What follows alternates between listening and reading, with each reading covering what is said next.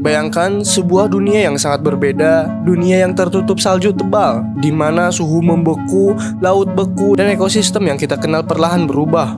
Ini bukan imajinasi, melainkan kemungkinan nyata. Eropa, benua yang terkenal dengan keindahan landscape-nya, kini tengah menghadapi ancaman yang belum pernah terbayangkan sebelumnya. Bagaimana bisa? Karena kita mungkin akan menyaksikan kembalinya zaman es. Perubahan iklim yang terjadi selama berabad-abad kini mencapai titik kritis dengan pemanasan global yang semakin meningkat. Kita justru beresiko memasuki siklus iklim ekstrim yang bisa mengubah seluruh benua. Apa yang kita lihat saat ini hanyalah awal dari potensi pergeseran besar yang tak terduga. Selama abad terakhir, suhu rata-rata bumi meningkat hampir 1 derajat Celcius. Sebuah angka yang tampaknya kecil namun memiliki dampak yang luar biasa besar. Di Eropa, suhu ekstrim yang meningkat dengan cepat menciptakan ancaman baru, mulai dari banjir besar hingga kekeringan panjang.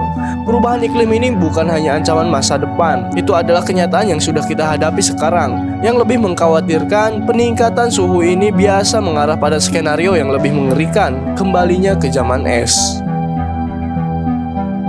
Lalu, bagaimana mungkin zaman es bisa kembali? Penurunan suhu ekstrim ini bisa terjadi karena beberapa faktor penting. Salah satu yang paling menonjol adalah perubahan pola sirkulasi atmosfer dan lautan yang dikenal dengan siklus Milankovic. Perubahan dalam orbit bumi, kemiringan sumbu bumi, dan posisi bumi terhadap matahari memainkan peran penting dalam menentukan apakah bumi memasuki periode pemanasan atau pendinginan. Selain itu, pergeresan dalam sirkulasi lautan global yang dikenal sebagai arus termohalin bisa memperburuk pemanasan global atau mempercepat pelindungan bumi. Jika sirkulasi lautan terganggu, kita bisa melihat suhu global menurun drastis dalam waktu yang sangat cepat. Jika Eropa benar-benar kembali ke zaman es, dampaknya akan terasa di seluruh benua. Eropa Utara akan tertutup lapisan es yang tebal, membekukan seluruh ekosistem, sementara di wilayah selatan, suhu ekstrim yang lebih rendah akan mengubah peta kehidupan dunia. Wilayah-wilayah yang kini ramai dengan kota besar akan mengalami masa depan yang sangat berbeda. Beberapa kota besar yang terletak di daerah pesisir seperti Barcelona, Roma, dan Nice akan menjadi tempat yang tak bisa dihuni karena suhu ekstrim yang meningkatnya level air laut yang melanda pesisir. Kehidupan manusia, fauna, dan flora akan terpaksa beradaptasi dengan kondisi yang sangat berbeda. Banyak spesies akan punah dan manusia akan berjuang untuk bertahan hidup di dunia yang keras dan beku. Jika zaman es kembali, sebagian besar kehidupan yang kita kenal akan mengalami perubahan drastis.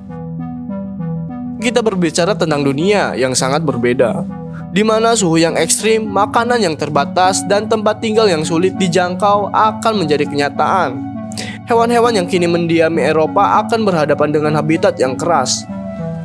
Sementara manusia akan beradaptasi dengan pakaian pelindung dari cuaca ekstrim, berburu untuk makanan, dan mungkin berpindah ke tempat yang lebih ramai bagi kelangsungan hidup.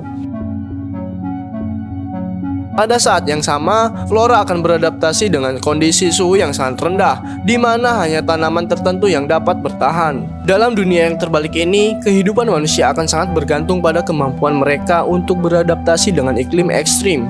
Kita bisa membayangkan skenario di mana manusia harus membangun tempat tinggal yang terlindung dari cuaca luar yang sangat dingin, seperti gua atau struktur bawah tanah yang bisa menyediakan kehangatan. Pakaian yang kita kenal sekarang tidak lagi cukup, dan manusia akan membutuhkan perlindungan ekstra dari suhu beku yang melanda seluruh benua. Teknologi seperti pemanas dan peralatan berburu akan sangat vital. Fauna yang ada di Eropa juga akan menghadapi tantangan besar. Banyak spesies yang tidak dapat bertahan dengan suhu ekstrim ini akan punah. Namun beberapa spesies yang sudah ada di masa lalu, seperti mamut atau singa gua, bisa saja kembali ke kehidupan melalui teknologi rekayasa genetik. Begitu pula dengan flora. Hanya tanaman tertentu yang dapat bertahan dengan kondisi beku yang ekstrim. Tanaman beradaptasi untuk bertahan hidup dalam suhu yang sangat rendah dan tidak cukup cahaya matahari. Dengan kembalinya ke zaman es, level laut global akan terus drastis, membuka daratan yang sekarang tenggelam. Wilayah pesisir yang kini penuh dengan kehidupan manusia akan terendam. Namun perubahan besar juga akan terjadi pada ekosistem laut, pada suhu dan salinitas air laut. Kehidupan laut yang menjadi sumber utama makanan dan ekosistem bagi banyak negara akan terganggu. Perubahan suhu yang ekstrim dapat mengubah pola migrasi spesies, menghancurkan terumbu karang, dan merusak sistem ekologi laut yang sudah rapuh. Sementara itu, penurunan level air laut akan membawa daratan baru, membuka wilayah pesisir yang sebelumnya hilang karena pemanasan global. Lalu, apa yang bisa kita lakukan untuk menghindari skenario ini? Teknologi dan penelitian ilmiah memainkan peran yang sangat penting dalam memahami dinamika suhu global dan mencegah bencana ini. Sementara sebagian besar dunia terfokus pada penurunan emisi karbon, kita juga perlu berinvestasi dalam solusi energi terbarukan dan mempercepat penelitian terkait perubahan iklim. Mengurangi ketergantungan pada bahan bakar fosil dan meningkatkan penggunaan energi bersih seperti tenaga surya, angin, dan geotermal adalah langkah yang perlu diambil dengan segera. Penelitian terkait mitigasi perubahan iklim yang sedang dilakukan oleh para ilmuwan di seluruh dunia memberikan harapan bahwa kita bisa mengubah arah peristiwa ini sebelum terlambat. Meski tantangan besar menanti, masih ada harapan. Melalui upaya bersama, kita dapat menghindari masa depan yang gelap ini dan menciptakan dunia yang lebih berkelanjutan, di mana manusia dan alam hidup berdampingan. Dunia es atau dunia hijau, pilihan ada di tangan kita. Kita bisa memilih untuk mempercepat transisi menuju ekonomi yang lebih bersih dan mengurangi ketergantungan pada bahan bakar fosil. Di kota-kota besar di Eropa, teknologi hijau dan kebijakan berkelanjutan mulai diterapkan, menunjukkan bahwa perubahan besar bisa dimulai dari hal-hal yang kecil yang kita lakukan setiap hari. Eropa kembali ke zaman es atau masa depan yang hijau dan berkelanjutan. Semua itu tergantung pada bagaimana kita bertindak sekarang. Jika kita mengambil langkah yang tepat untuk menjaga lingkungan, kita bisa menciptakan dunia yang lebih hijau dan lebih sehat untuk generasi mendatang. Tugas kita adalah menjaga bumi ini, memastikan bahwa dunia yang kita tinggalkan adalah tempat yang aman dan subur bagi anak cucu kita. Jika kita tidak mulai bertindak sekarang, kita akan melihat dunia yang lebih dingin, lebih keras, dan lebih sulit untuk dihuni. Namun, jika kita berkomitmen untuk menjaga bumi ini, kita masih bisa memiliki peluang untuk menciptakan dunia yang berkelanjutan dan lebih hijau. Dunia ini bukan hanya milik kita, tetapi juga milik generasi yang akan mendatang. Tanggung jawab kita adalah untuk memastikan bahwa mereka mewarisi dunia yang seimbang dan sehat. Dengan memanfaatkan teknologi, kebijakan yang bijak, dan kesadaran bersama, kita bisa menghadapi tantangan perubahan iklim dan membentuk masa depan yang lebih baik. Jadi, mari kita mulai langkah kita hari ini untuk menghindari dunia es dan menciptakan dunia hijau yang lebih baik.